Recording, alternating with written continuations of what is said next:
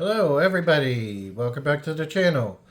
This is Current Substitute 14A, and I will be revealing what I plan to do is to have a couple of videos, and I will go over, I'm going to be going over the Turtle Power Commander deck.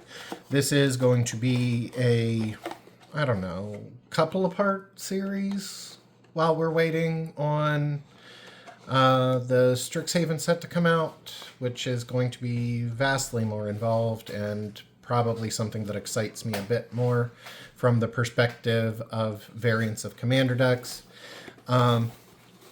So at this time, what I'm going to do, I'm just going to go over what's included with this commander deck. Obviously, there's a lot of discussion going on that this is not an independently capable commander deck. I actually think it does a few things that, it does a few things well. I mean, I'm not going to say that it completely wrecks anything, but I will say that there are certainly possibilities for what this deck can do and what it can become. I think that my general impression of it, from what I have seen and heard, is that this deck is far more adaptable for converting into other decks. So, what I'm proposing to do, I'm just going to go over the deck this time, and my next video or two, if need be, or if there is any kind of interest, I'll go over a couple of decks that I make from these cards. So there will be a bit of a difference in the upcoming videos in regards to things that you can build it with. So as you can see, it is a pre-constructed commander deck. The designated commander is Leonardo the Balance. Of course, with commander decks, you have your commander, but Leonardo has the tag of partner character select. So you can use Leonardo and any other legendary creature that has partner character select. Now, by himself, he has the ability, whenever a token you control enters, you may put a +1/+1 counter on each creature you control. This is a token, not a token creature, so that applies to anything that creates tokens. You can only do this once each turn. So if you are spamming, say, the Nuka-Cola vending machine, or you use the Academy Manufacturer, you still only do it once. I would have to consider, though, whether or not you would still be able to double it with that one Mythic Splinter ability. Anyway, I'll just move forward from here. So we have Leonardo. I'm going to leave him here for now because different splits are going to give you different options, right? So while it is at its core a 5-color deck, adding any of these other character select partners is going to change the direction you build it.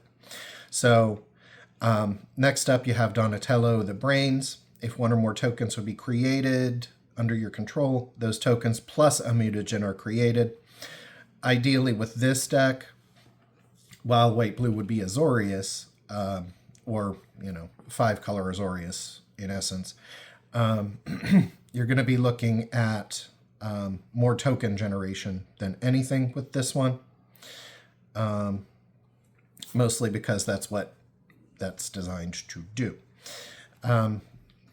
So now you have Splinter the Mentor, who has Menace, and whenever another non-token creature you control leaves the battlefield, create a mutagen token.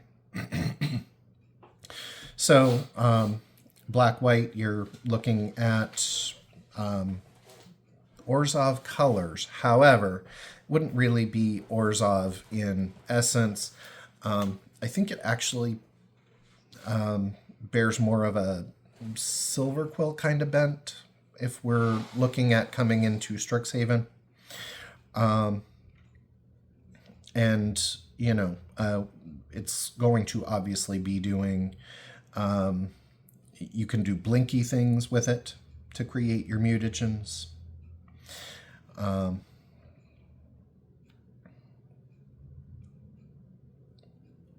That's really all I have to say for that one. You know, it does really well for evasive decks, I suppose, is where I'm going with that. You've got Raphael the Muscle, and his inherent abilities: double all damage creatures you control with counters on them would deal. This does not, like, give them double strike or anything, it just doubles their damage. So be aware that if it doesn't have first strike, it's still not getting through if it dies to first strike. When Raphael enters, create a mutagen token. Not the most interactive with Leonardo, so you know. I don't think he pairs really well with Leonardo, so I probably wouldn't go Boros with this one. But Boros generally makes a lot of tokens in the first place. So, I mean, it definitely can work in that sense. But you've got to have another way to make a token with Raph to get any long-term use out of it.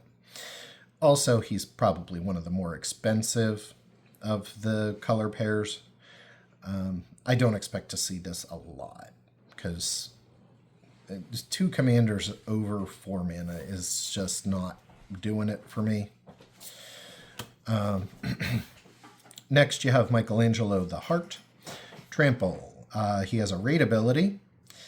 At the beginning of your second main phase, if you attacked, put a +1/+1 counter on target creature and then create a food token.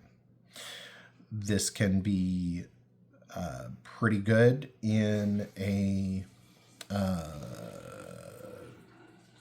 aggressive deck. You are going to want to raid often with it, although raid generally tends to be red aligned. You probably want to go more than 2 colors with this one if you're doing that. You've got Heroes in a Half Shell. Now, this would, of course, be an alternate to any of your partner commanders. It is 5 color, Vigilance, Menace, Trample, and Haste. And whenever one or more mutants, ninjas, and or turtles you control deal combat damage to a player, put a +1/+1 counter on each of those creatures and draw a card. This is probably the preferable commander, in my opinion, because it can do a lot, even if it is 5 mana.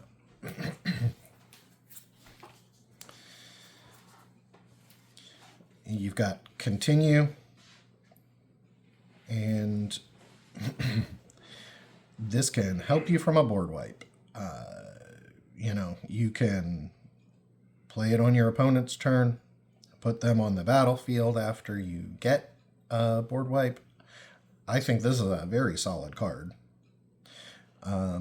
Anything that runs white, I think, is probably going to want to do this, especially, like, you could wipe your own board and then bring stuff back. Plus, if you have the ability to give them haste, why not? You've got Endless Foot Assault, and you've got squad ability on that. You can pay the additional cost similar to Kicker or Multi-Kicker, and you can create tokens that are copies of the spell. So, basically, for the 2 white and squad, whenever you attack for each opponent, create a 1/1 black ninja creature token that is tapped and attacking that player. It's a good addition to this deck. I think this deck, by and large, makes a lot of It has a lot of good token generation and is fairly cohesive with the +1/+1s. Does that make it a very solid deck altogether?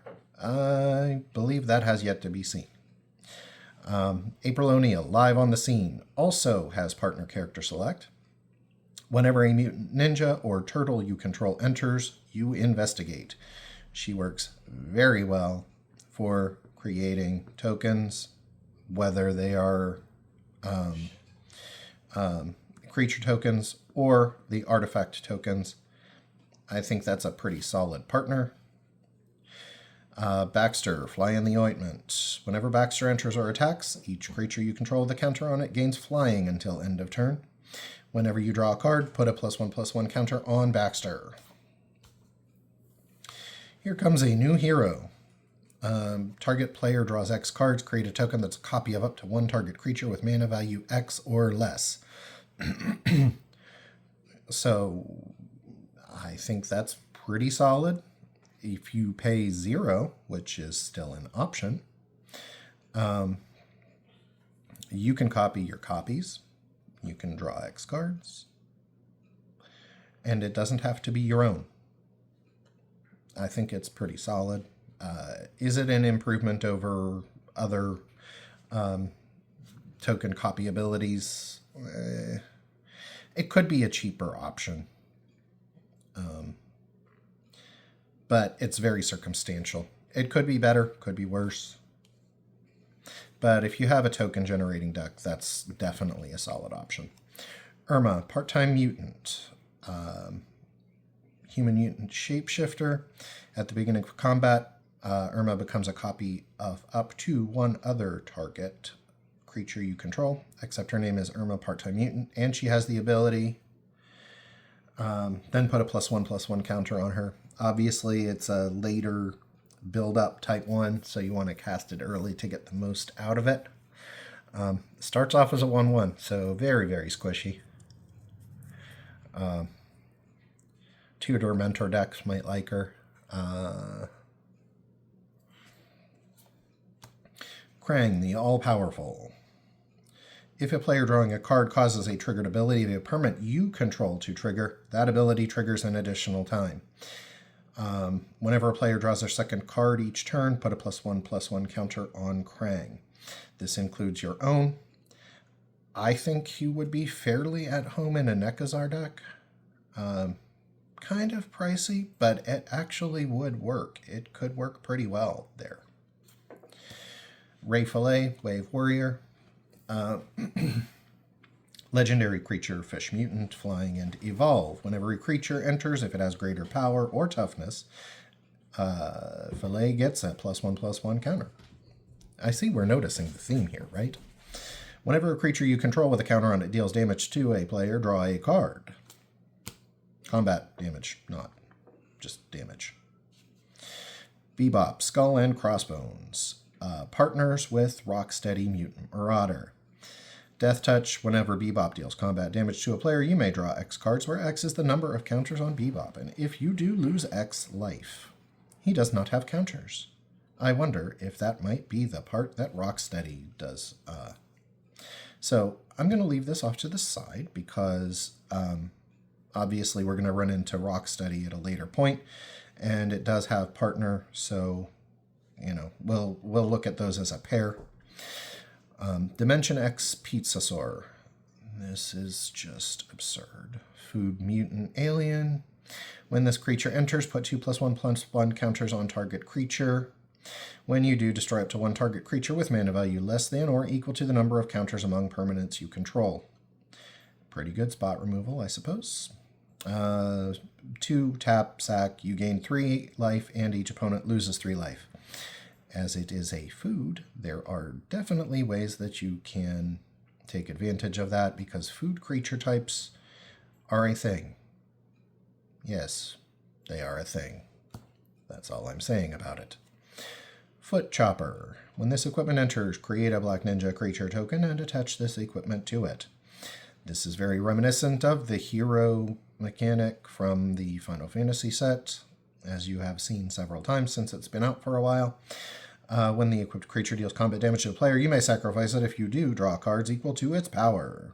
It only creates a 1/1 creature, so, you know. It's an interesting thing maybe to play with. Game over. Spell costs 2 less to cast if a player's life total is less than or equal to half their starting life total, and destroy all creatures. 5 mana board wipe. That could potentially be 3. It can come in clutch if you're the one who's got less than half of their life total. Or if you're absolutely already beating people down. Fairly solid card, if a little situational. But I think a lot of these are situational these days, so I think that's why there's a lot of variance in the game right now. Not a whole lot of like overwhelming single type builds that really sing. So Rat King, Pale Piper, Menace. Whenever Rat King or another non-token creature you control leaves the battlefield, create a 1/1 black rat creature token. Why does this sound familiar to Splinter? Probably because they are intended to work together. Sacrifice token, draw a card. There you go. Shredder, Shadow Master. Whenever Shredder attacks a player, for each opponent, create a token that's a copy of Shredder tapped and attacking that player, except it isn't legendary, and you sacrifice those tokens at the end of combat. Whenever Shredder deals combat damage to a player, that player loses half their life, rounded up. Swift Demise is an instant for 3 mana, 2 and a black. Swift Demise deals 1 damage to target creature, then destroy each creature you don't control that was dealt damage this turn. Instant speed, potential catastrophic consequences. I can't say it's necessarily bad. Casey Jones, Back Alley Brute, Menace. Whenever Casey Jones attacks, put a +1/+1 counter on target attacking creature. Whenever you put 1 or more +1/+1 counters on a creature you control, Casey Jones deals that much damage to target opponent. Actually, that's pretty nice. Anyway. Electric Seaweed. Defender, Haste, Plant Wall for 4 mana, 2 and 2 red. When this creature enters until end of turn, whenever another creature dies, this creature deals 1 damage to each non-wall creature. Tap, this creature deals 1 damage to any target. I wonder if you could potentially do that with Swift Demise. That'd be interesting for Rakdos. Anyway, we're going to move forward some more. Fast forward, to be specific. Oh my gosh, why did I say that? So, at sorcery speed for 4 colorless and a red, this spell costs 1 less to cast for each opponent you attacked this turn. Goad all creatures your opponents control. It's only for a turn, it's not permanent goad, so in a multiplayer game, okay, I suppose. I mean, it's not great. Shell Shock. Interesting art. It's set at a rare for X and a red. For each opponent, choose up to 1 target creature that player controls. Shell Shock deals X damage to each of those creatures. You create a mutagen token for each creature dealt damage this way. Would I run this over Fireball? Probably never. Special move. 2 and a red, instant speed, choose 2, jump, kick, destroy, target artifact, dash attack. 2 +1/+1 counters on target attacking or blocking creature you control. Foot Toss. Target creature you control deals damage equal to its power to any other target. Then sacrifice it. So for 3 mana, you can do a fling and kill an artifact. Or give something 2 +1/+1 counters. And then fling it. Is it great? No. Is it serviceable? Yes. Tempestra, Dame of Games. Sacrifice an artifact to create a token that's a copy of another target creature you control, except it isn't legendary, gains haste, and you sacrifice it at the beginning of the next end step. It's very interesting for some decks. I could see this working pretty well in a Mardu deck. I could see it working very well in a Blitz deck.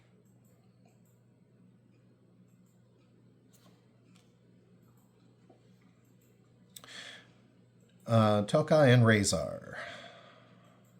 Unsupervised, as opposed to them being supervised. Turtle Wolf Mutant. First strike, whenever another non-token creature you control leaves the battlefield, put a +1/+1 counter on Toka and Razor and create a treasure token. This ability only triggers once a turn. It creates treasure tokens, so we know how those can work. High score. If one or more +1/+1 counters would be put on any creature you control, that many +1 counters are put on it instead. It's +1/+1 counters, so, you know, just at the beginning of your end step, draw a card if you control the creature with the greatest power among creatures on the battlefield.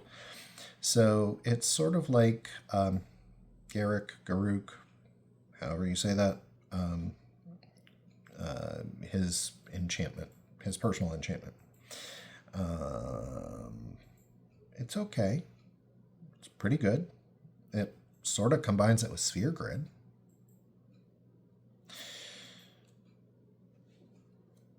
Leatherhead, Iron Gator. Trample and haste whenever he attacks. Put 2 +1/+1 counters on each creature you control. Do bear in mind he's 7 mana, so yeah, it's a good ability. And if you can cheat him out, wonderful. I'd probably try to go the route of milling him and then bringing him back. Might be interesting. But just to be aware that he exists. Then we have Level Up, Enchant Creature. When this aura enters, put a +1/+1 counter on Enchanted Creature. Enchanted Creature has, whenever the creature attacks, double the number of +1/+1 counters on it. And then if it has power 10 or greater, draw a card. Very similar to that Hydra enchantment that does the thing. Yes, I know I'm being very specific, but I am definitely not a global genius when it comes to Magic cards. I will be the first to admit that. However, yeah, Hydra enchantment with extra effects. Solid card, actually. Ninja Pizza. I'm actually surprised Level Up wasn't part of the Final Fantasy set, because it actually kind of feels that way. Anyway, back to Ninja Pizza. Foods you control have tap. Sacrifice this artifact. Add 1 mana of any color. So rather than using them to gain life, you can use them to do a thing. At the beginning of your second main phase, create a food token. That's an each turn thing. This would go well with things like hobbits, if you're running those, and you need foods, and a lot of them. And for things where you sacrifice foods that are still foods and not treasures. I fully intend to take advantage of this in one deck that I will be profiling at some point, if I ever do. Rocksteady, Mutant Marauder. Here we are. He's the partner with Bebop, Skull and Crossbones. Trample. Whenever another non-token creature you control enters, put a +1/+1 counter on target creature. So, there we are on the +1/+1 theme for these two very specific partners and their pirate shenanigans. I think it could be pretty solid. I may do something with these at a later time. If you are interested in seeing this, put a comment in the comments on this video. If you don't want to, then I guess I'll just do it myself. Super Combo. This is very much a Street Fighter card. It also does replicate. When you cast a spell, copy it for each time you paid its replicate cost. You may choose new card targets for the copies. Again, it's like Kicker. Why we didn't use Kicker, I'm not sure, other than that replicate makes separate casts. So it does make it a bit harder to counter. Target creature you control deals damage equal to its power to target creature and opponent controls. It is a better fight. Yes, we are aware of that. After a certain point, I actually think that wheel kick is better. That one is from the Tarkir Dragonstorm set, if I remember correctly. We have double jump and flying kick. This has fuse, so you can actually cast both sides of this card at the same time. Double jump, 1 and a blue, put a flying counter on target creature you control until end of turn. It has base power and toughness of 5/5. And flying kick. Oh, this is from the arcade game. I loved that game.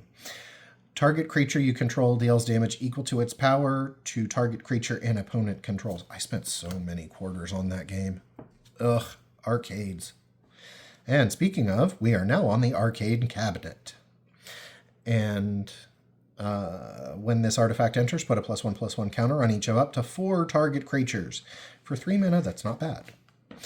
2, and tap, sacrifice a token, double the number of counters on target creature. I could only imagine if you did this if you had the Ozolith available and other different counter shenanigans. Big Mother Mouser enters with 2 +1/+1 counters on it. Whenever it attacks, double the number of +1/+1 counters on it. This is just another Hydra, except a robot. When this creature dies, create a number of 1/1 colorless robot artifact creature tokens equal to the number of +1/+1 counters on this creature. I would be willing to go so far as to say I do not know that the turtles would ally with the Mousers, but we had Krang and Shredder, so I'm supposing this is just a whole series thing. Coin of Mastery. Yeah. I like coin decks. I want to see about making one that works really well. The coin themes are just interesting. Each creature you control enters with an additional +1/+1 counter on it for each mana from an artifact source spent to cast it. I can only imagine a Soul Ring with this. Anyway, tap to create a treasure token. Also artifact. It does self-support, so pretty nice. Exploding Barrel. Tap to add 1 mana of any color. Put a pressure counter on this artifact. 8, tap, sack, deals 20 damage to target creature. Only a creature. This ability costs 1 less to activate for each pressure counter on this artifact, and you can only do it as a sorcery. It's a nice finisher. Would I run it? Probably not. It's a bit slow and clunky.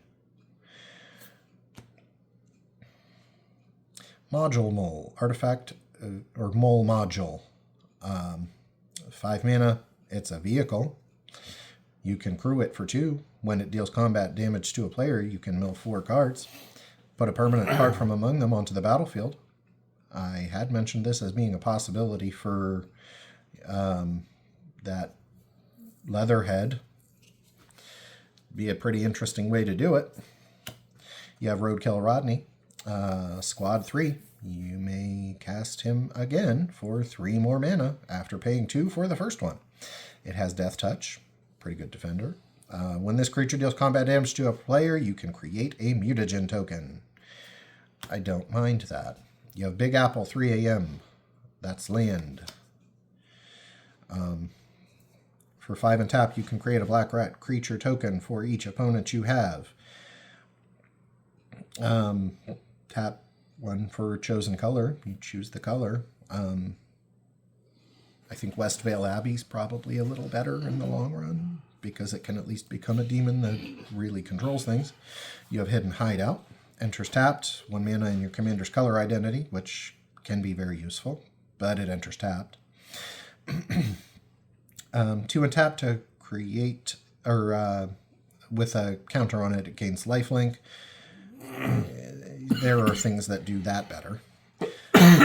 Together Forever. When the enchantment enters support 2, you get 2 +1/+1 counters, or 1/1 counter on up to 2 creatures. 4/1 and not tap. Choose a creature with a counter on it. When it dies, return it to the owner's hand. It's good at what it does. Vanquish the Horde. I don't think I need to really go over this one. It's a board wipe. Wave Goodbye. Return each creature without a counter to its owner's hand. and it's specific to +1/+1 counters. Indestructible token or indestructible counters, nah. 4 mana sorcery. It's not going to be a clutch thing. Maybe it can set you up for a unanswered turn. Blasphemous Act. We've seen this a lot. I think this is in every deck now. Biogenic Ooze. When it enters, create a 2/2 green ooze. At the beginning of your end step, put a 1/1 counter on each ooze you control. And 1 and 3 green, create an ooze creature. Slash Clone. It's actually a remake of the Steelbane Hydra. If you're familiar with the Steelbane Hydra, you know it enters with counters. And you can pay mana and remove a counter to destroy an artifact or enchantment. Pretty good, I guess. Heralds of the Shredder is a reskin of Vigor. Trample. Whenever damage would be dealt to a creature, prevent that damage. Put a 1/1 counter on that creature for each 1 damage prevented this way. When it is put into a graveyard from anywhere, shuffle it into its owner's library. So you can't really mill it. And if you kill it, it comes back. Aggro Amalgam. Voracious Hydra. I see we're noticing Hydras here. Anyway, Trample. Enters with X +1/+1 counters. When this creature enters, choose 1. Double the number of counters on this creature, or it fights target creature you don't control. That is fight, not just deals damage to. We have Assassin's Trophy. That's a known card. Humongous Fungus. Corpsejack Menace. It is a fungus. If 1 or more +1/+1 counters would be put on a creature, put twice that many on it instead. It is, how should we say, a mobile doubling season. Not much more to say about that. Chromatic Lantern, that's kind of a staple. And we've got our Land Suite, Cinderglade, City of Brass, Dragon Skull Summit, Exotic Orchard, Fabled Passage, Grand Coliseum, Hinterland Harbor, Rain-Slicked Copse, Rootbound Crag, Smoldering Marsh, Sudden Vergers, Spire Garden, Sunken Hollow, Undergrowth Stadium, Vernal Fen. We have our uncommons. We have Lita, Little Orphan Amphibian, Mona, Science Geek. These we've seen. I'm not going to go into too much detail from them. Lessons from Life, draw 3 cards, put a land onto the battlefield, Everything Pizza. More lands. We've got Escape Tunnel, Turtle Lair. Tap to add colorless. Tap to add 1 mana of any color. You can only spend it on ninjas or turtles. 3 untap. Ninja or turtle can't be blocked. So it's kind of like a Rogue's Passage, but specific to turtles or ninjas. Marauding Mutagen, Acidic Slime. Death Touch. When this creature enters, destroy artifact, enchantment, or land. Cultivate, shouldn't have to go into detail about that. Harmonize, 4 mana, draw 3 cards. Arcane Signet, shouldn't have to go over that. Sol Ring, shouldn't have to go over that. Ash Barrens, Command Tower, Evolving Wilds, Path of Ancestry, Thriving Grove, Thriving Isle, Thriving Moor. Vibrant Cityscape, Plains, Island, Swamp, Mountain, Forest. Plains, Island, Swamp, Mountain, Forest, Forest, Forest. And then you have your tokens, which are the ones that this deck makes. I think it's, maybe I'm in the minority thinking that this is a pretty solid deck. I'm getting the impression that I am very much in the minority thinking that, just very recently. But I think that it has a lot of potential, I should say. So stay tuned and we'll see where we go with this from here on. Hopefully you stick around. Don't forget to like and subscribe. It would be infinitely, I would be infinitely pleased with that. So please do like, subscribe, comment, and share. All right. Well, have a wonderful day.